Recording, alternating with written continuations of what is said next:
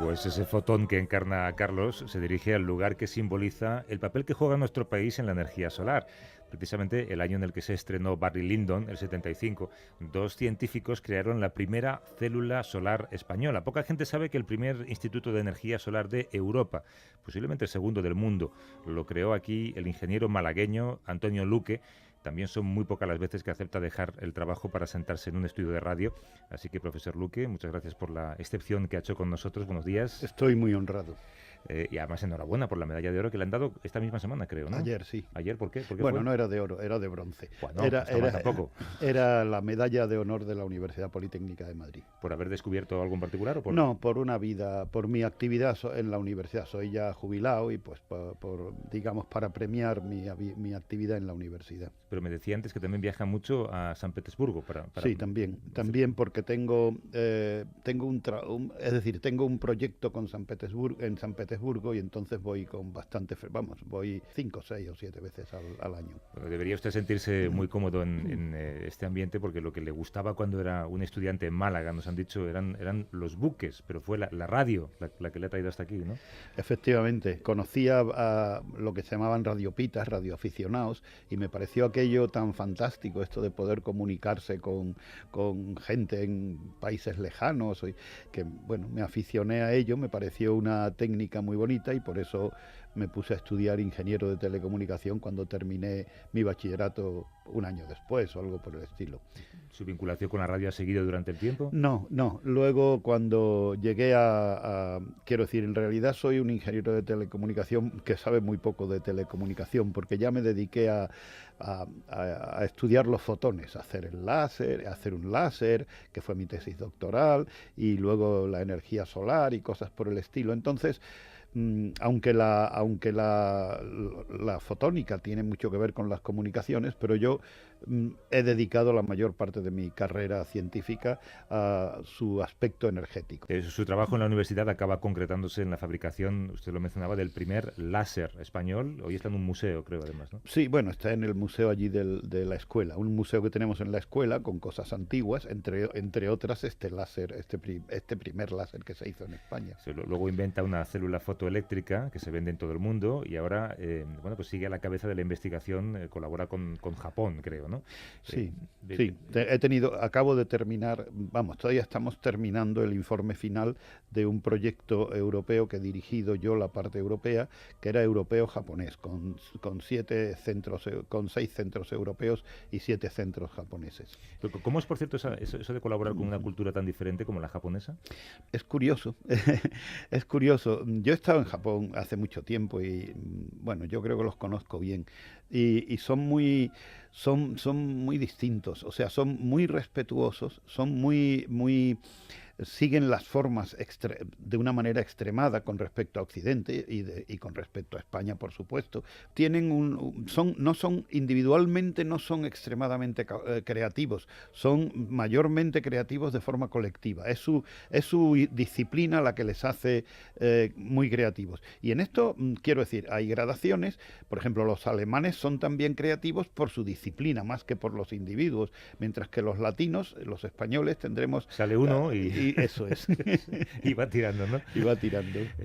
Yo no sé qué es mejor. Yo creo que todo es bueno. Todo tiene sus partes buenas y sus partes malas.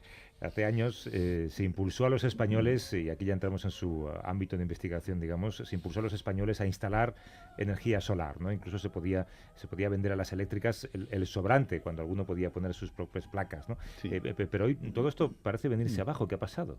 Bueno, lo que se hizo fue más que eso. Es decir, la filosofía, la idea de cómo se usaba la energía solar, pues era para uno mismo, no sé qué, ese era el principio, ¿no?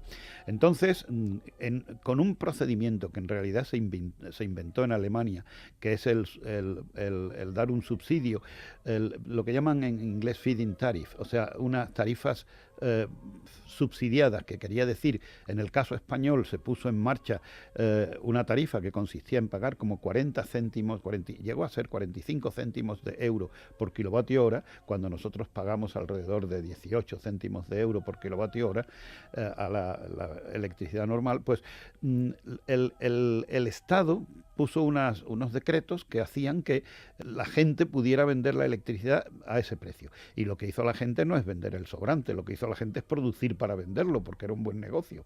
Porque al principio la razón por la que era alto es porque decía, esto es caro, vamos a ayudar, pero yo creo que hubo un error en no hacer que se redujeran las tarifas, sino el primer decreto que salió era un decreto que subían las tarifas, o sea, subían con el índice de vida o con lo que fuese, y entonces el problema es que terminó convirtiéndose en un negocio fabuloso, porque la energía solar, en efecto, bajó mucho, pero mientras las tarifas fueran altas, pues el negocio era fabuloso. Y España se convirtió en el año 2008, España fue el primer mercado mundial de células solares, y se produjo, además se instalaron 2,8 gigavatios de energía solar en España, que en aquel mismo tiempo se estaba discutiendo si sí o si no cerrábamos la central de Santa María de Garoña.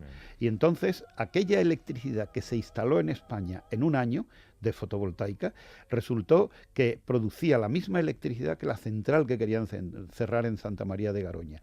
Y entonces, ¿qué pasó? Bueno, pues que lo que pasó es que se llegó a tener una situación en la que con el 2% de electricidad que se consumía en España procedente de fotovoltaico, bueno, pues ese 2% costaba el 12% de lo que costaba toda la electricidad que se producía en España. 6 veces más que la energía convencional. 6 veces más que la energía convencional. Claro, eso era insostenible. Yo me acuerdo que tuve una reunión que me llevó una eléctrica, tuve una reunión con una autoridad, con una cierta personalidad, y bueno, ellos hablaban de sus cosas y yo estaba allí que no, pero cuando el señor aquel que quería quitar aquello, que quería quitar el señor aquel no vamos a decir ni quién era ni qué cargo ni yo ocupaba.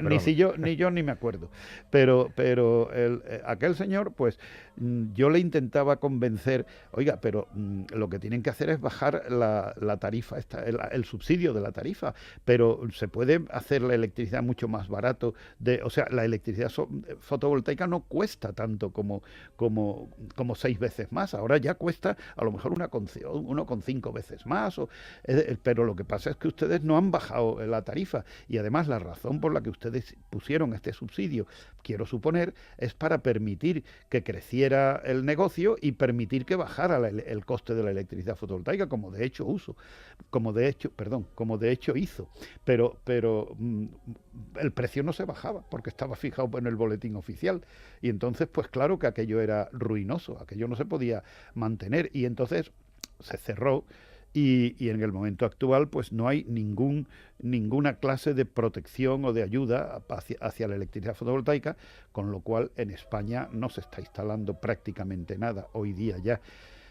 Es verdad que nuestras empresas han aprendido a ser de los mejores instaladores de electricidad solar y están por todo el mundo, como por ejemplo Abengoa en California. Hace más de 70 años, en 1931, Edison comentaba a sus amigos Henry Ford y a Harvey Firestone, como decimos aquí, ¿no? Apostaría mi dinero al sol y a la energía solar. Vaya fuente de energía, decía Edison. Confío en que no tengamos que esperar a que se agoten el petróleo y el carbón antes de sacar provecho de esa energía solar. ¿Hay alguna otra alternativa para sostener a 8.000 millones de seres en este planeta? Yo creo que no hay otra alternativa, francamente. Yo creo que la energía solar se va a imponer como energía principal, no digo única, pero sí como energía principal, por diversas razones. Yo creo que va a llegar a ser la energía más barata. Yo pienso que hacia mediados de este siglo será cuando uno diga cuál es la mayor fuente de electricidad, pues se dirá el 40% es solar y el resto es de otra naturaleza, pongamos por caso a lo mejor, pero yo creo que va a ser de ese orden. El problema que tenemos ahora es la acumulación, porque la energía solar es una energía que está disponible cuando hace sol, pero no está disponible, o está disponible mucho menos cuando está nublado, o por supuesto de noche, que no hace sol.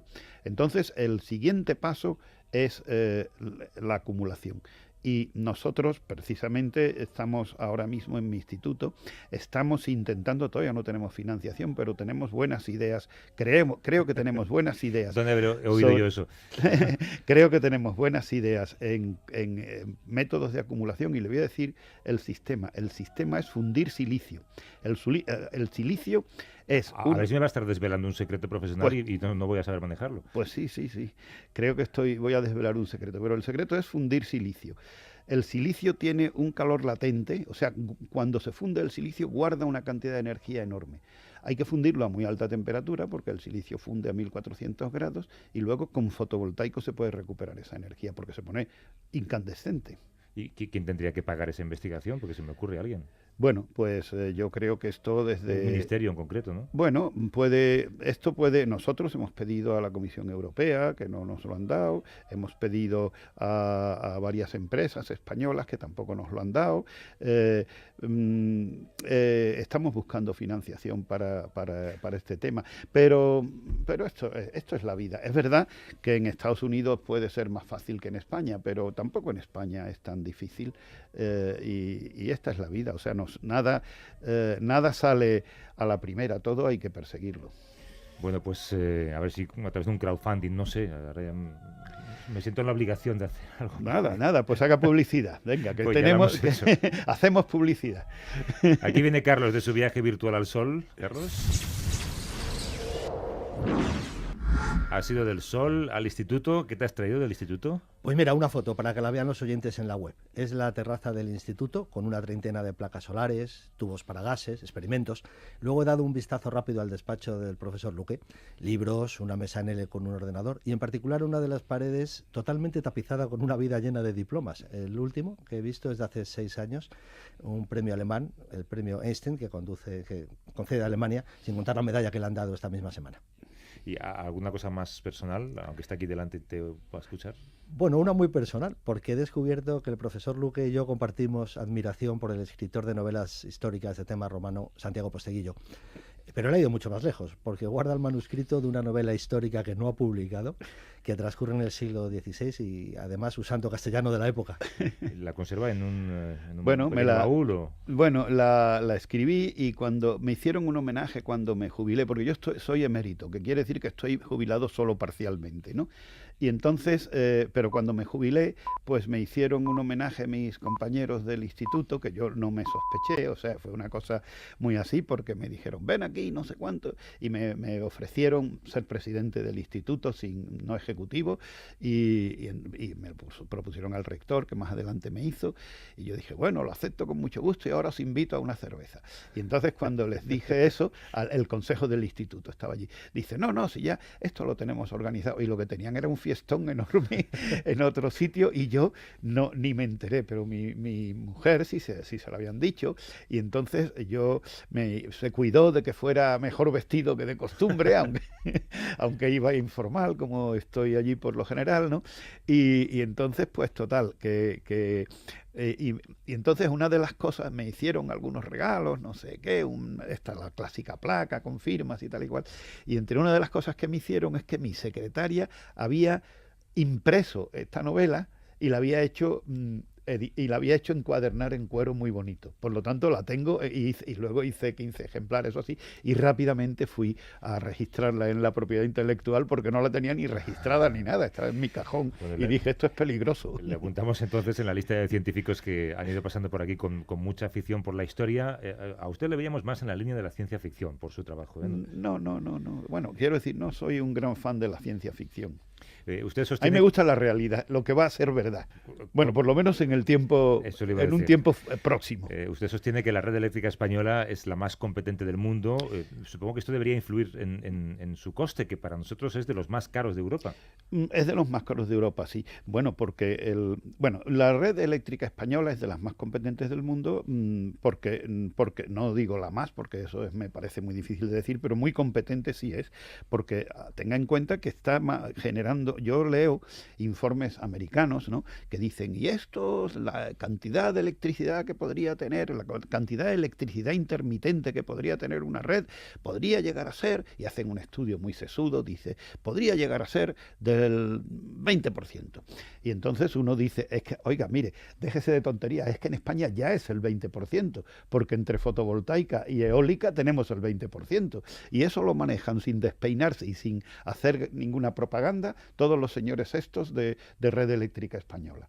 O sea que es una red que sabe utilizar estas energías que no son tan fáciles de usar, porque cuando hace viento, pues hace viento y de pronto viene una racha y de pronto se quita la racha y ellos se manejan perfectamente y hay una cosa increíble, y se lo recomiendo a los oyentes que lo hagan, uno se va a, no sé cómo se llama, www, Red Eléctrica Española o algo por el estilo en internet, y entonces allí hay una cosa que le dice, en el día de hoy, cuál es la previsión de electricidad que se va a gastar en ese día, cuál es la que se ha producido hasta la hora en que estamos, ¿no? O sea, cuál es la que verdaderamente se ha gastado, que está por encima, vamos, que coincide mucho con la previsión. ¿Cuál es el plan que ha decidido Red Eléctrica de decirle a las centrales que se pongan en marcha o no se pongan en marcha? Esto se hacen unas subastas y se dice, ¿quién me da esta electricidad para esta hora por menos dinero? ¿De acuerdo? Y entonces, pues, así van rellenando los gigavatios hora que necesitan en cada hora. ¿Y cuánto es de solar? ¿Cuánto es en cada momento? ¿Cuánto es de solar? ¿Cuánto es de eólica? ¿Cuánto es de no sé qué? Y eso es un gustazo verlo. Y se va uno a cualquier día del pasado y lo enseña. Vamos, y le da el gráfico del pasado. Y yo recibo de Iberdrola, que es la compañía que me da a mí la electricidad, recibo la dolorosa, o sea, cuánto tengo que pagar, pero a continuación una hojita que dice cuál es la producción de renovable en España, cuál es la no sé qué, un queso así puesto, y luego te dicen esas cosas de cuánto es de impuestos y cuánto no es de impuestos. Arrimarán el asco a sus sardinas, sin la menor duda. No me espero otra cosa. Pero cuando yo le llevo, los alemanes siempre presumiendo, y un día le digo, mire, ¿reciben ustedes esto cada mes? Y se quedaron perplejos. O sea... Yo tengo una curiosidad porque oigo muchas veces a los científicos decir que una energía barata puede constituir un problema, porque lógicamente se consumiría más, energía siempre equivale a calor, hoy por las noches el planeta debería enfriarse de forma natural, si tenemos energía, mucha energía conservada, muy barata y la consumimos, equivale a un calentamiento siempre. Pero en el caso de la energía solar esto no aplica, porque en el caso de la energía solar... La energía solar llega una cosa y termina calentándose, o sea, y termina calentando. La energía solar llega y termina calentando. La opción es, ¿va a calentar nada más que llegar o va a calentar después de haber hecho un trabajo útil? Pero así todo, ni siquiera ese es el gran problema. El gran problema no es el calor que recibimos del sol, eso es una cantidad insignificante. El gran problema es el efecto invernadero. El gran problema es que si producimos, o sea, que esa energía que nos llega del sol luego se escapa. Sin más, ¿no? O sea, también la Tierra radia esa energía y se produce un equilibrio. El problema es que si el escape de esta energía tiene que pasar por una capa de ciertos gases de los que se llaman de efecto invernadero, pues se produce como en un invernadero, es decir, entra la energía y luego escapa, pero escapa hace falta más temperatura para que escape la energía que ha entrado. Y entonces esta energía, este equilibrio se restablece a una temperatura mayor. Y entonces el problema que tiene todos los combustibles fósiles es que producen CO2. Y al producir CO2, ese es el que aumenta el efecto invernadero. Por lo tanto, el problema no es tanto el calentamiento directo del sol, que luego va a escapar. El problema es que si le cuesta trabajo escapar, tiene que elevar la temperatura de la Tierra. Y ese es el verdadero problema. Bueno, pues Antonio Luque, que es creador del Instituto de Energía Solar, del primer láser español, de una célula solar mucho más eficaz, sin duda una de las personas que acabará por influir más en la vida cotidiana de nuestros descendientes. Yo le deseo, yo creo que en otros países para financiar estudios como ese de la acumulación de energía, habría gente llamando a su puerta. Usted tiene que ir llamando a las puertas para conseguir ese dinero, así que le deseo que, bueno, aunque sea profesor emérito y esté medio jubilado, como dice usted, alguien le ayude a desarrollar algo que nos beneficiará a todos.